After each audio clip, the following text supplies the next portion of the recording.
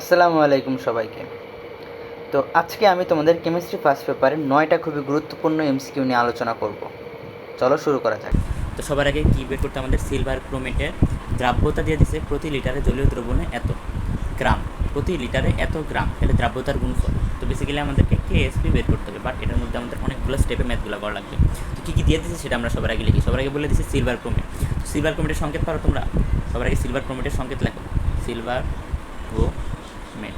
তো সিলভার ক্রোমেটের সংকেতটা হচ্ছে কি জানো? Ag2CrO4। ওকে, এটা একটু ইউনিক, মানে সচরাচর আসে না, বাট এই যে ঢাকা বোর্ড পজিশে এসে পড়ছিল যেটা করো। তো সবার আগে সংকেতটা লিখলাম এবং এগুলো ভরও দিয়ে দিছে। Ag108, এগুলো হচ্ছে মোলার ভর, এটা হচ্ছে 52 পারমাণবিক বা আণবিক ভর। আচ্ছা, তো নর্মালি কেএসপি নির্ণয় করার সময় আমাদের কখনো ভরের প্রয়োজন হয় না, বাট এইবার আমাদের প্রয়োজন আছে। কেন সেটা আমরা একটু পরে বলতেছি। তো দেখো, তো সবার আগে কে দিচ্ছে প্রতি লিটার জলীয় দ্রবণে এত গ্রাম, তার মানে আমার জিনিসটা দ্রাব্যতা দিয়ে দিছে 0.00012 গ্রাম পার লিটার। কিন্তু সচরাচর আমাদের যে দ্রাব্যতাটা থাকে সেটা কিসে থাকে, কোন এককে থাকে? সেটা থাকে মোল পার লিটার। সো এটাকে আমাকে গ্রাম পার লিটার থেকে মোল পার লিটারে কনভার্ট করতে হবে। তো আমরা কী জানি, N=W/M, রাইট? তাহলে ডাব্লিউ থেকে যদি আমি আণবিক ভরটা ভাগ দিয়ে দিই, তাহলে কি আমি পেয়ে যাবো আমার মোল, তাই না? তো এইখানে বেসিক্যালি আমাদের জিনিসটা কীরকম হবে যে 0.00012 গ্রাম ডিভাইডেড বাই মোল, রাইট? তো এই গ্রামকে আমি তোমার মোলারে নিই। কীভাবে নিব তাহলে? জাস্ট আণবিক ভর দ্বারা ভাগ করে। তো আণবিক ভরের মান দিয়ে দিচ্ছে, তো আমার এই পুরো যোগের আণবিক ভরটা বের করতে হবে। তো দিয়ে দিচ্ছে Ag হচ্ছে 108, তার মানে 108 ইন্টু 2 যোগ ক্রোমিয়ামের কত 52 যোগ অক্সিজেনের তো আমরা জানি 16, তো 16 আছে 4টা, 16 ইন্টু 4, তাহলে কত হলো 332। ঠিক আছে, এখন জাস্ট আমরা কী করব, এই যে আমার গ্রামটা ছিল না, গ্রামটাকে মানে কি ডাব্লিউ ছিল জিনিসটা, তো ডাব্লিউকে যদি আমি এম দ্বারা ভাগ করি তাহলে আমি মোলে পেয়ে যাবো জিনিসটা। ঠিক আছে, তো চলো আমরা এটা করি। তাহলে কী হবে 0.00012 ডিভাইডেড বাই 332, তাহলে এখানে কী হয়ে গেল মোল, আর নিচে হয়ে যাবে কি লিটার, মোল পার লিটার। ঠিক আছে, আচ্ছা, তো এটা ভাগ দিয়ে আমার আনসার আসতে হচ্ছে তোমার 3.614 ইন্টু 10⁻⁻7। এইটা হচ্ছে আমার দ্রাব্যতা। এখন আমার বের করতে হবে হচ্ছে তোমার কি কেএসপি মান। কেএসপি মান বের করার জন্য সবার আগে আমার এটা লিখতে হবে। চলো নতুন একটা পেজে করি। Ag2CrO4, সবার আগে তোমার হচ্ছে এটার বিক্রিয়া ভাঙতে হবে। ঠিক আছে, তো বিক্রিয়া ভাঙলে কী হবে, কীভাবে লিখতে হয় আমরা এইভাবে লিখি। Ag লিখলাম আগে, আর এদিকে লিখলাম CrO4। ওকে, এই যে সহগের 2 আছে না, সেই সহগের 2 হবে এখানে। এটার কোনো সহগ আছে, মানে এটার কোনো তোমার ইয়ে আছে নাই, এটার জন্য 1, তো এটা থাক, লিখলাম না। তারপরে এই যে 2টা ছিল, এই 2 চলে যাবে, এই যে 2টা ছিল, এই 2 চলে যাবে এইখানে আয়নে, এটা হচ্ছে -2 হয়ে যাবে, আর এইখানে হয়ে যাবে। আর এটার মধ্যে কোনো আয়ন ছিল, এটার মধ্যে কোনো আয়ন ছিল না, তার মানে কি 1, তার মানে এখানে হবে হচ্ছে +1। ঠিক আছে, 7 এখানে হবে তাহলে আমার +1। ওকে, তারপর এখান থেকে এস ধরে নেব। তো এস ধরলে কী হবে, এখানে হচ্ছে তোমার 2s এবং এই সহগের জন্য হবে কি স্কোয়ার, তার সাথে এখানে শুধু একটা এস, তার মানে কী হবে 4s3। এসের মান তো আমরা অলরেডি বের করে ফেলছি আগের ম্যাথে। তো 4 ইন্টু এস কত হবে 3.614457 ইন্টু 10⁻⁻7 তার কিউব। চলো এটা আমরা এখন ক্যালকুলেট 1.889 ইন্টু 10⁻⁻9। চলো দেখি আমার অপশনে কোনটার সাথে মিলে। এই যে 1.89 ইন্টু 10⁻⁻19। আশা করি বুঝতে পারছি, এটা একটু কঠিন ছিল। তো এমসিকিউটার মধ্যে কী করছে দেখো, আমাকে একটা বিক্রিয়া দিয়ে দিছে এবং বলছে 40°C তাপমাত্রায় বিক্রিয়াটার কেপি এর মান এত হলে কেসি এর মান কত। তো সবার আগে আমরা বিক্রিয়াটা উঠাই। H2 প্লাস I2 উভমুখী বিক্রিয়া হয়েছে 2HI। আচ্ছা, এই বিক্রিয়ার কেপি এর মান দিয়ে দিছে 50.28। আচ্ছা, আমরা কি জানি সূত্র, KP equal to KC RT del n. এখন বলো ডেল এন এর মানটা কী হবে, উৎপাদের মোল সংখ্যা মাইনাস বিক্রিয়কের মোল সংখ্যা। তো উৎপাদের মোল সংখ্যা এখানে কত 2, তাহলে 2 মাইনাস, এখন বিক্রিয়কের টোটাল মোল সংখ্যা কত, এখানে 1, এখানেও 1, 1 কত 2, তাহলে 2 - 2 কত 0, তাহলে কেসি RT টু দি পাওয়ার 0 হয়ে গেল। তো RT টু দি পাওয়ার 0 মানে কি, কোনো কিছু পাওয়ার 0 মানে ওটার মান 1, তাহলে কেপি ইকুয়াল টু কেসি, তার মানে কেপি এর মান যত কেসি এর মানও ততই হবে। এই যে এটা আনসার আমাদের ডি নাম্বারটা, সিম্পল। সো চলো এটা আমরা দেখি, এখানে কী বলে দিচ্ছে, একটা তাপমাত্রা দিয়ে দিচ্ছে। এই তাপমাত্রায় দ্রাব্যতার পরিমাণ এত, বলছে যে এত গ্রাম সম্পৃক্ত দ্রবণে দ্রবের পরিমাণ কত।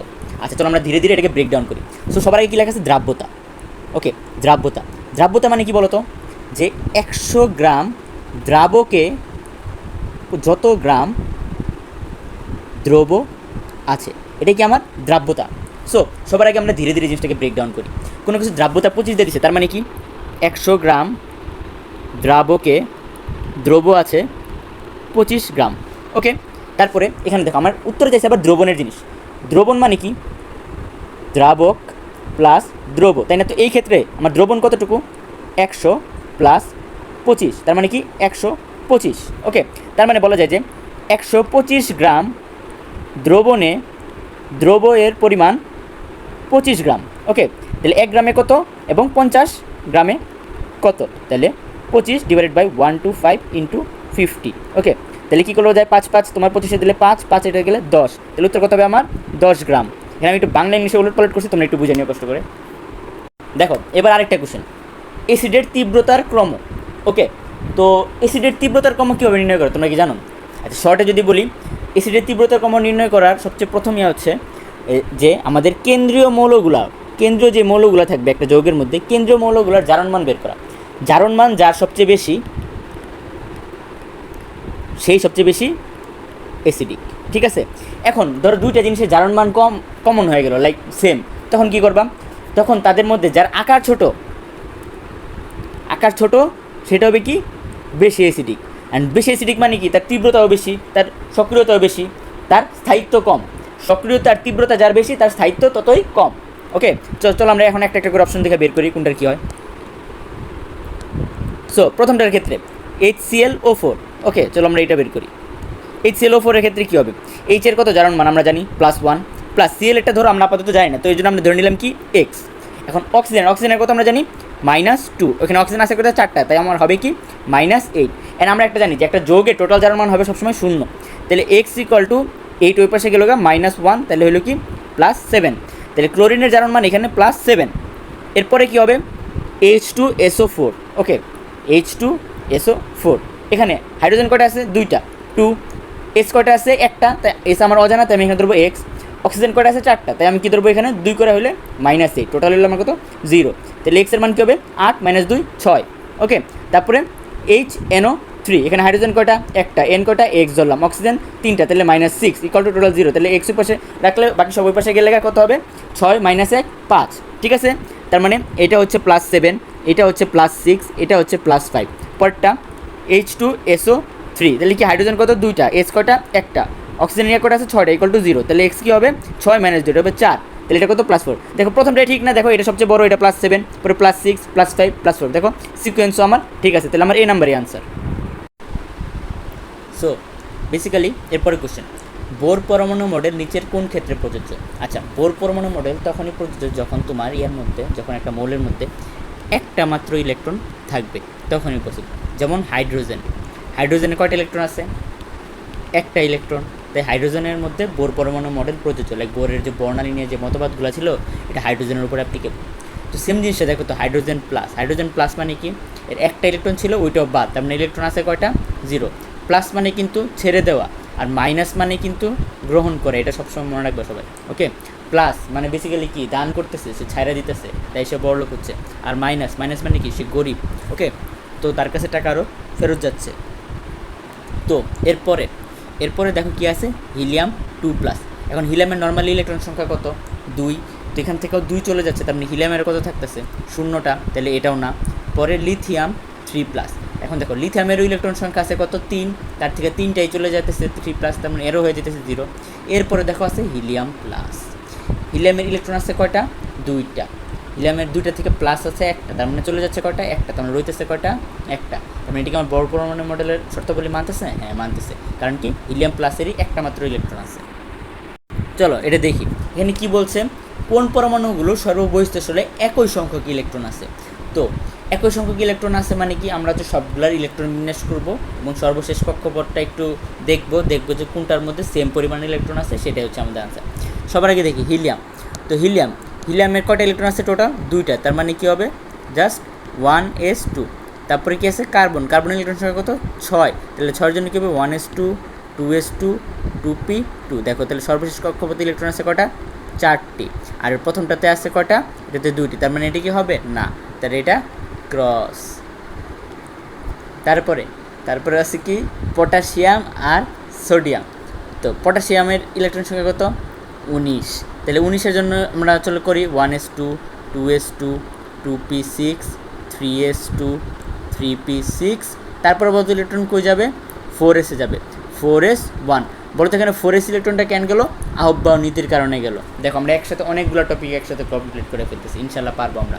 তো চলো কন্টিনিউ করতে থাকি। তাহলে কি আহ্বায়ক নীতির কারণে 4s। আহ্বায়ক নীতিটা কি, যেসব অরবিটালের শক্তির পরিমাণ কম সে অরবিটালে আগে ইলেকট্রন প্রবেশ করবে, যেটার মধ্যে শক্তির পরিমাণ বেশি সেটাতে ইলেকট্রন পরে প্রবেশ করবে। 4s-এর শক্তির পরিমাণ কত, 4 প্লাস 0, তাহলে কত হলো 4। আর 3d-তে শক্তির পরিমাণ কত, দেখো হচ্ছে 3 প্লাস 2 ইকুয়াল টু 5, তাহলে 4-এ কম, 4s-এ কম, তাই 4s আগে ইলেকট্রন গ্রহণ গেল। তারপর সোডিয়ামেরটা চলো দেখি, সোডিয়ামেরটা কী হবে electron বিনার, 1s2 2s2 2p6 3s2 3p, কত, এত দূর তো যাবেই না, ভুল করছি, এই যে তোমরা ধরতে পারলা না, হায় হায়, আবার করো।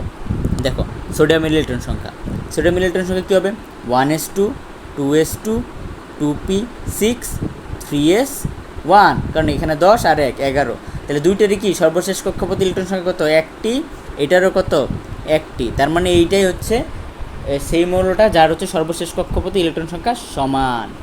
আশা করি এর মাধ্যমে তোমরা আহ্বায়ক নীতিটাও বুঝে গেছো। পটাশিয়ামের সর্ববৃহৎ শক্তি স্তরে ইলেকট্রনের সংখ্যা নির্ণয় করার সেট। আচ্ছা, বেসিক্যালি 4টা কোয়ান্টাম সংখ্যার মান বের করতে হবে। 4টা কোয়ান্টাম সংখ্যা কি, এন, এল, এম, এস।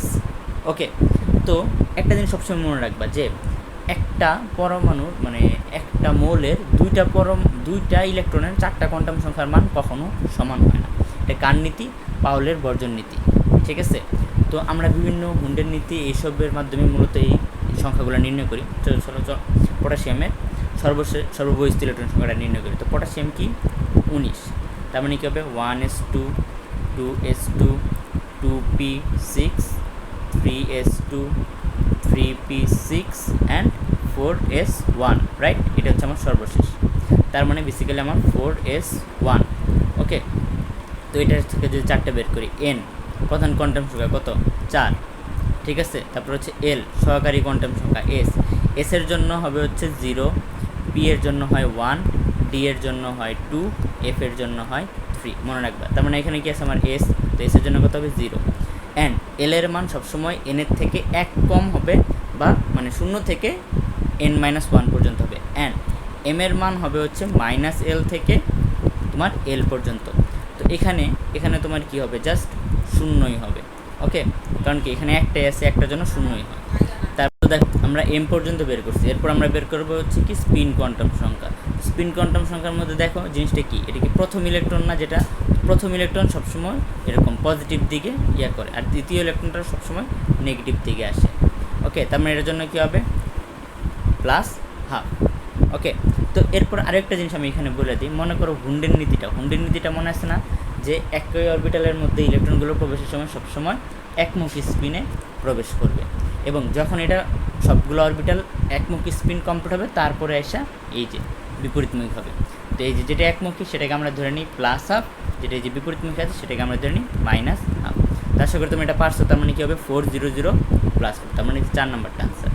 আচ্ছা, নিচের কোনটি নেসলার বিকারক, নেসলার বিকারক কি, K2Hg(I4) তার সাথে KOH, এটা হচ্ছে আমার নেসলার বিকারক, তো মানে হচ্ছে সি আমার আনসার। তো এটা দ্বারা কী শনাক্ত করা হয় জানো তোমরা, অ্যামোনিয়া।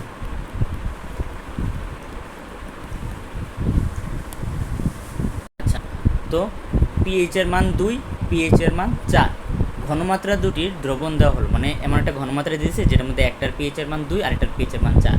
তো বলে দিছে প্রথমটি দ্বিতীয়টি অপেক্ষা কত গুণ অম্লীয়। সো আমরা একটা সিম্পল জিনিস বুঝি, পিএইচ এর মান যদি 7 হয় সেটা হয় নিউট্রাল, পিএইচ এর মান যদি 7 থেকে কম হয়, ঠিক আছে, পিএইচ এর মান যদি 7 থেকে কম হয় তাহলে সেটা কি আমার অ্যাসিডীয়, ঠিক আছে, আর অ্যাসিডিক। আর এটা যদি তোমার পিএইচ এর মান 7 থেকে বড় হয় তার মানে কী হয়, ক্ষারীয়। ওকে, তার মানে আমার এখানে একটা পিএইচ এর মান দেওয়া আছে হচ্ছে 2, আর একটা পিএইচ এর মান দেওয়া আছে 4। এখানে বলো তো কী বেশি অম্লীয়, অবভিয়াসলি পিএইচ এর মান যার 2 সে বেশি অম্লীয়।